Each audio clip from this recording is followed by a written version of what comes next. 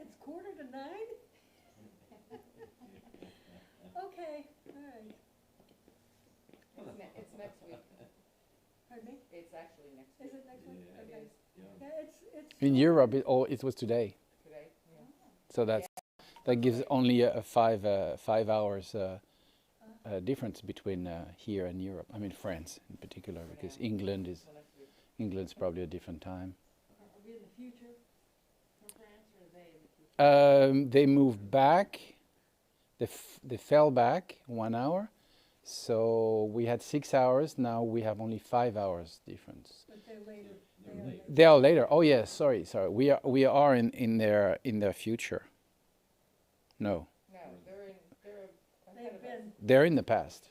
they're, The day begins earlier for them, so they're, Ahead of us.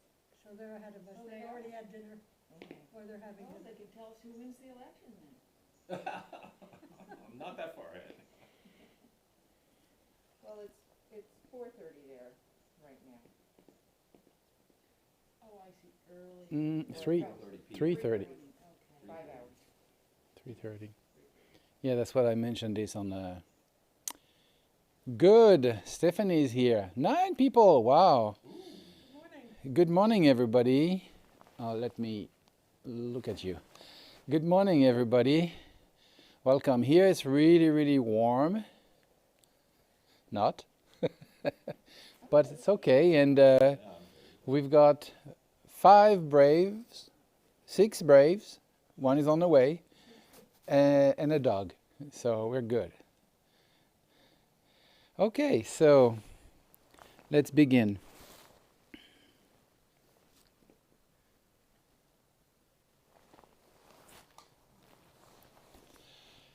Until I have reached full awakening, I take refuge in the Buddha, the Dharma, and the Supreme Assembly.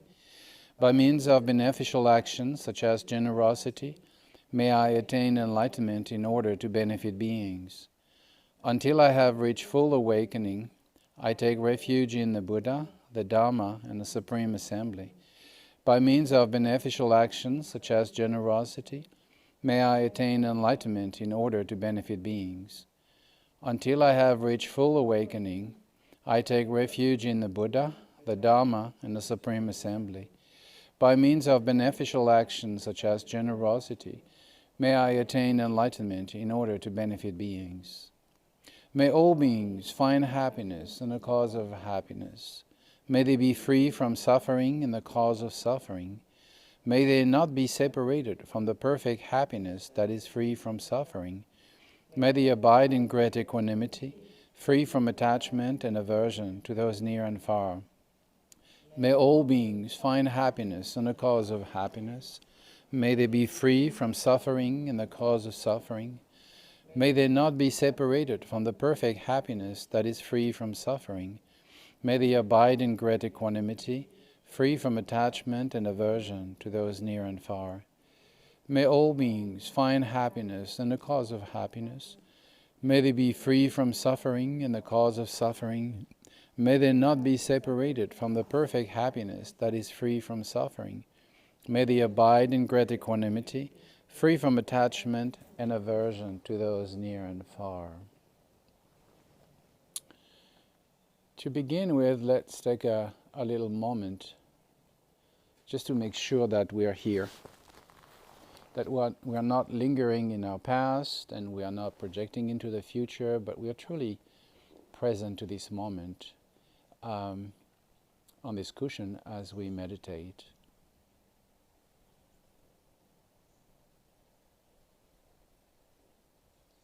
We come to appreciate the freedom we have.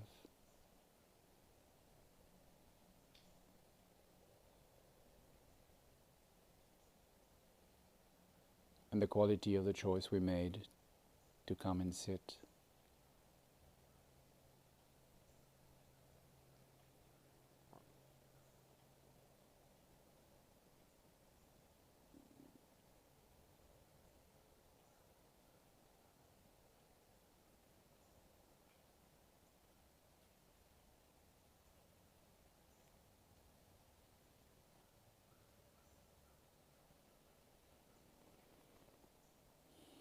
Now that we truly enjoy the present moment and develop an awareness of being here, we can notice what is. And the first thing we are going to notice is our posture. Make sure we sit properly. To quote Milarepa, let your body sit like a mountain. Let your mind be like the open space where everything can arise and disappear.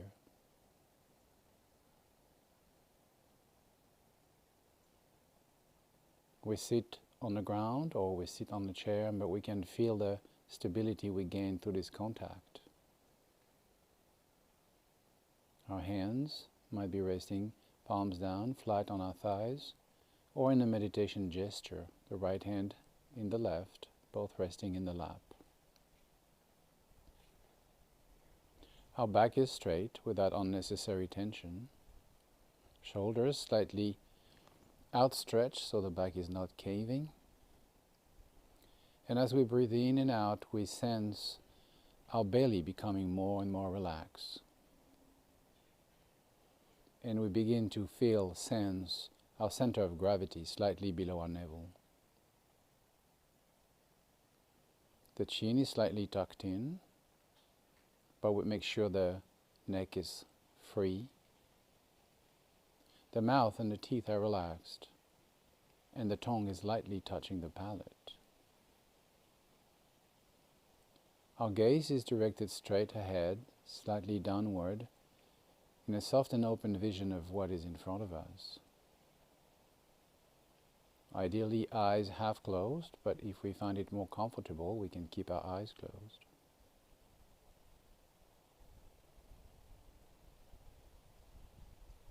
We take a moment to sense the balance of the body posture. Now and then, when we are drifting away, following thoughts, we might want to come back to this posture and reconnect with stability through the body.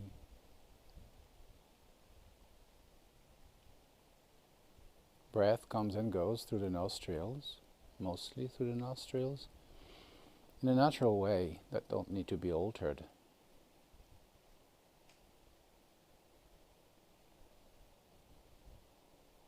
Thoughts come and go.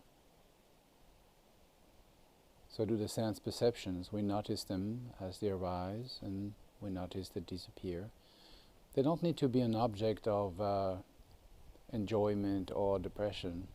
They just arise and disappear, and we don't charge them with an emotional value or qualification or good or bad. We don't need to suppress any thought. We don't need to entertain any thought or sense perception.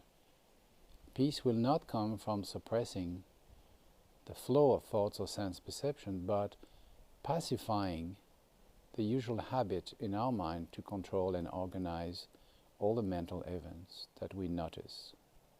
So pacify this. Let the thought arise and disappear. And sense the peace that comes from this non-intervention, absence of control and direction regarding the thoughts. And that includes the ambition in the meditation, the hope to have a good meditation, that it might be fruitful, or the fear that our meditation is not up to the marks or good enough. And all of this is just a movement of thoughts that don't need to be controlled and entertained. So let the thoughts flow like the wind through the sky. Your mind is a space, and all the mental events are like thoughts. They're just like the wind.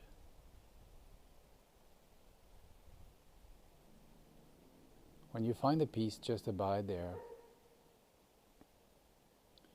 as long as it lasts. Now and then you'll find out that you're carried away, following a train of thoughts, and simply disengage and come back to the posture, to the breath, and let the peace settle again. Make sure that the peace doesn't become sleepy or muggy.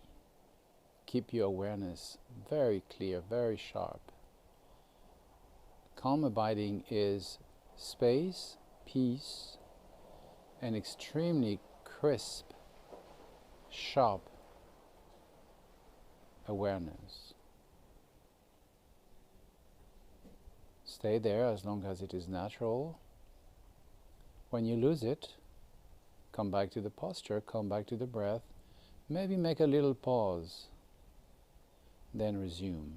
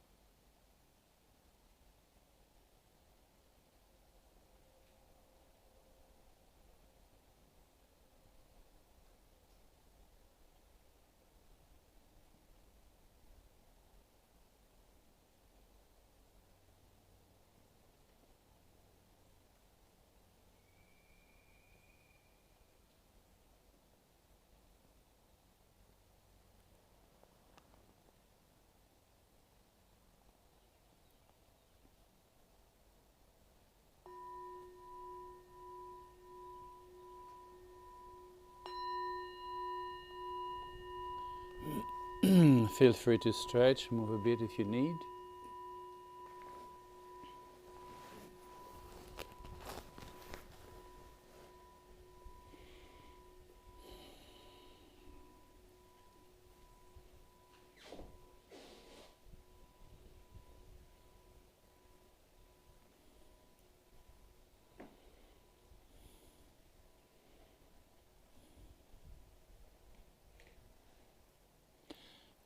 One of the qualities we discover as we stabilize our calm abiding. Calm abiding can be divided in 2 moments. The first part is the training. So it's kind of tedious, we make efforts, count our breath, whatnot. And then there's the moment where you break through, you sort of move beyond the training itself, and that becomes actually the practice. It's more about being than trying to achieve something. So when we come to this moment, the practice, the only thing we have to do really is just to sit and let it unfold. Some days there are more clouds than some other. Some days it's easier to settle than others, but it doesn't matter. It doesn't mean that your meditation is degrading or increasing, or these are just moods. We go through moods, meditative moods, and it doesn't matter. We shouldn't be attached to it. So we just keep doing our simple action of sitting, taking some time, sit. Make sure our posture is comfortable and dignified, and let the mind be like the space. So when we are there, and we don't try to create this state, a quality that we discover progressively is, and I wanted to talk about this today, is simplicity. Simplicity comes right after calm abiding. What is simplicity? In Tibetan, Tröpa Tandrawa. Tröpa means complication, elaboration, artificiality. And Tandrawa means to be free from that, to be beyond. So beyond the elaboration, beyond the complexity. So what does it refer to? It refers to the habit we have so far to always superimpose on what is happening our own commentary. It's like when you watch a sport event and you got 2 guys with a ridiculous headphones who are telling you what to see and how excited you should be. Thank you, I watched the game. I don't need you guys to remind me this and that. But I believe they're afraid that you'll be so bored that you might go to another channel. So they have to keep you sort of hostage with their thing. Well, we have to break for a commercial, but don't go away. Stay here, okay? So when I see that on TV, when I watch TV sometimes, very briefly, and I say, oh, that's just like my mind. Constantly this inner chat of superimposed consideration thoughts, likes and dislikes and all of that. So that's one. That's where our mind becomes complicated, artificial, busy with lots of concepts and so on.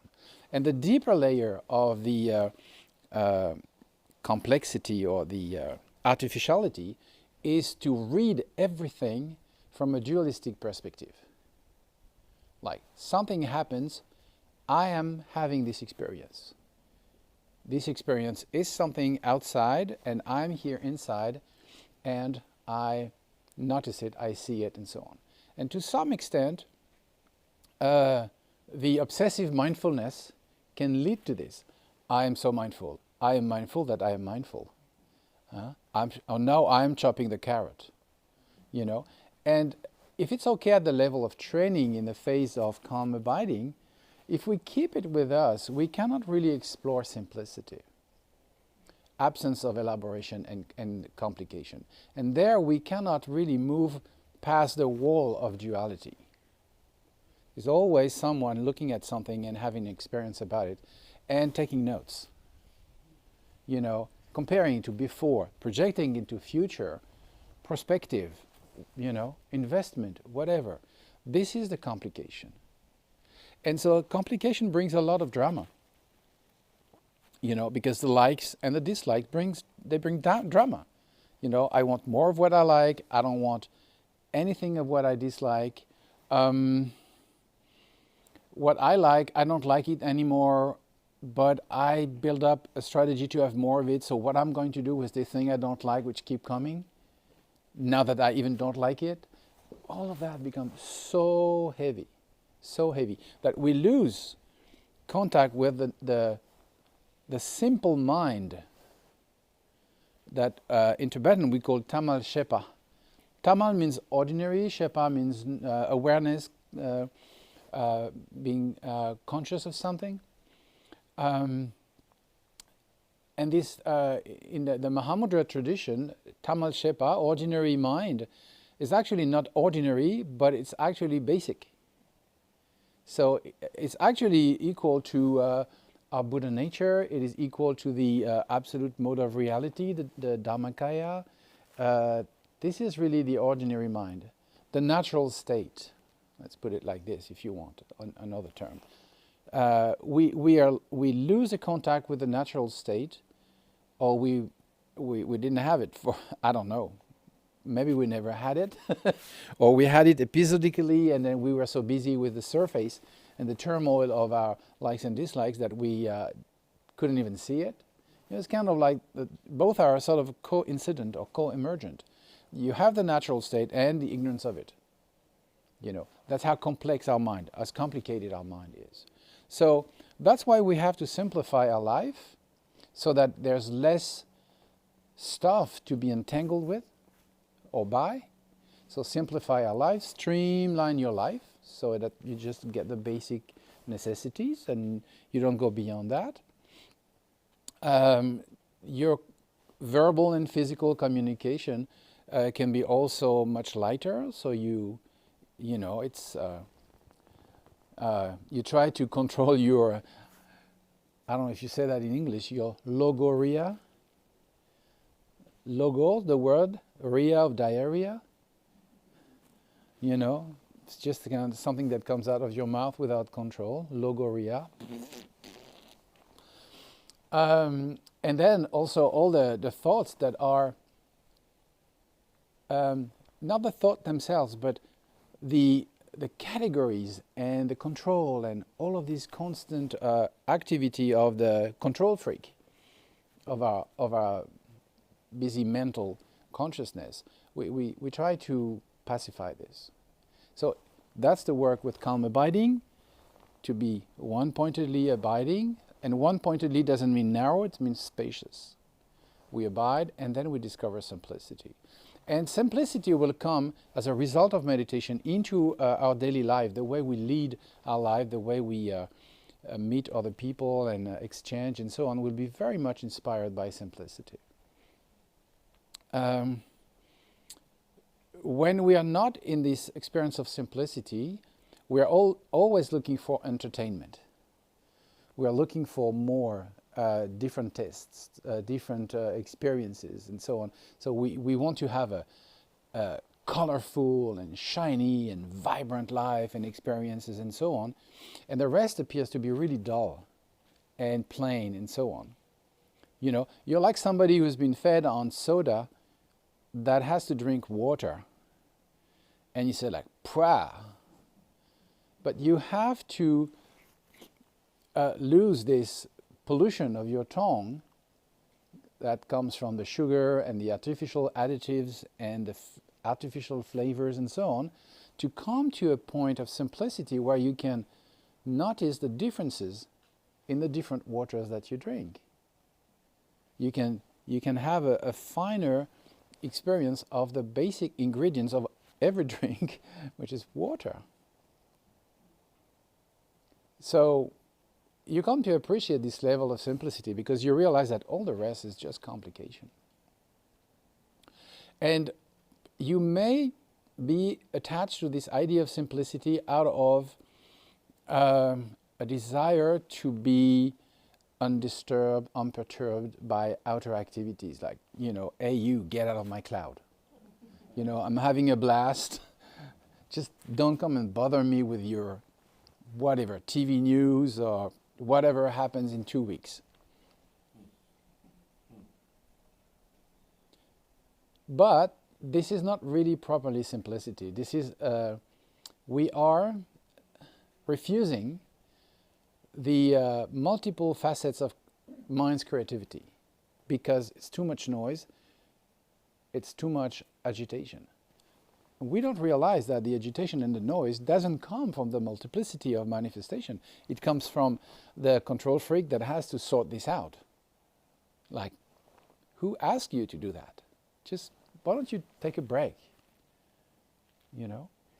And then in simplicity you come, like it is really emphasized in the Zen tradition. You become aware, or even what Thich Nhat Hanh teaches. This appreciation in the sense of noticing what is in a very simple way, without labeling, without projecting, and progressively without even making a strong distinction between the subject and the object, so that this sort of artificially created divide between the so-called subject and the so-called object appears are another mental construction, another complication. We don't have to entertain this. So in our daily life we come to appreciate whatever is, and we don't need generally to control, bend reality to our tastes. We embrace what is. And then in this, we notice our tendencies, we notice our reaction, and we let go. And when we have to make a statement, when we have to think about a certain situation, when we have to do something, we do it out of clarity and simplicity, and not propelled by our likes and dislikes. So our actions and words and thoughts will be much more inspired by discernment, wisdom if you want, discernment, than through emotional preferences. And so this state of simplicity is very relaxing. It's very relaxing because, the weight, the heaviness of all the complication has been let go of, fell down, and there's a sense of liberation. There's a sense really of much more ease. And so if we cultivate this, then we progressively come closer to the natural state of mind, now and then by little touch in our experience, the ordinary mind. And in our tradition, the ordinary mind is extraordinary. It's not boring, it's not dull, but it's extraordinary in the sense that, it takes some work to get in touch with this, though it's always there. And not everybody does this. Of ordinary. For people, ordinary means common, everybody has it, it's not sparkling, it's not spatial, it's dull, it's boring. Ordinary is boring. And then when you approach the absence of complication as a result of our meditation, then everything becomes a source of discovery of the true nature of mind. And beyond our preferences, what we begin to see is opportunities to progressively abide more and more in the spacious awareness of the natural state. And there's a sense of lightness and joy. I think, sometime, children have this because they have less complication at an early age than we do. You know, they don't have mortgage. You know, it's around food and change my diapers. It's very simple. It's very basic. And so they can really surrender, and you can see, like, it's a very simple state of mind. Unfortunately, it's going to be crowded by all sorts of obligations and needs and so on as we age. And so that's why one piece of advice that's given to us in meditation instruction is to be like a child who enters for the first time in a Tibetan temple that is extremely colorful with lots of statues and shiny objects and draperies, and the kid is just taking in all the informations, but in this young mind, there are not yet all the complexity of our mind. This is blue, this is red, this is green, this is too much, this is baroque, spirituality should be sober. How much money this church had to milk from their believers to build this. All of this is the complication that obscures the connection with the natural state. So I'm not saying that babies are Buddhas and at some point something, is going wrong. I'm just saying they have less, because they are at the beginning of their development, so they have less complication. They still have the basic complication of being me and wanting to be fed and wanting to be loved and wanting to be warm and all of that. So it's the ground of complication is there, but the building up of complication is not there. So that's what simplicity really means. It's an appreciation of what is without a superimposition of personal qualifications or definitions, because this creates the cycle leading to misery, discomfort, and suffering. So that's what we find in meditation. So let's go back. Not hoping, but who knows, maybe today is the day to be simple.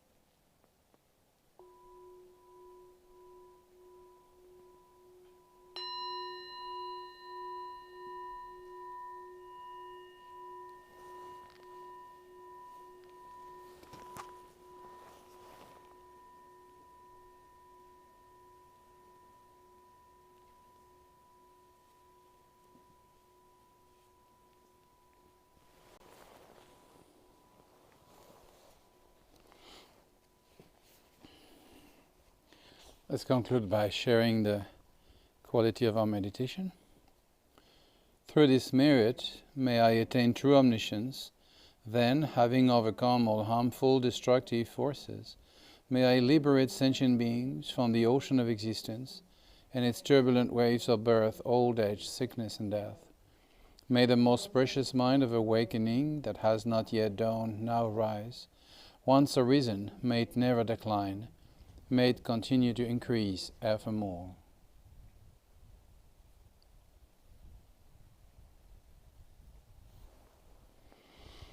Thank you all very much for joining us. So, hello to Stephanie, who was with us today, Levon and Jackie, Sharona, and also Ariane from Harrisonburg, who joined us. Ariane Young. And also, maybe I will turn so that you can give him a hug. Shaheen. Now you see Jen, Carol, Wendelin. Hi, Shaheen. And here on the other side, David, Robin, and Lori. Lots of love to you, Shaheen. And I must say, I appreciate really the beauty of your pictures. Room with a view, and you're really still producing beautiful things despite the constraint. I guess that's where true art is. True art is in capacity to produce beauty, not despite the constraint, but with the constraint. So all our friends, and Jackson was here also, Brett also. Okay, friends, thank you very much. Now we're going to have a hot drink. You all have a good day, and hopefully see you Sunday. Same time, same channel, if Wi-Fi allows. Okay, much love. Take care. Bye.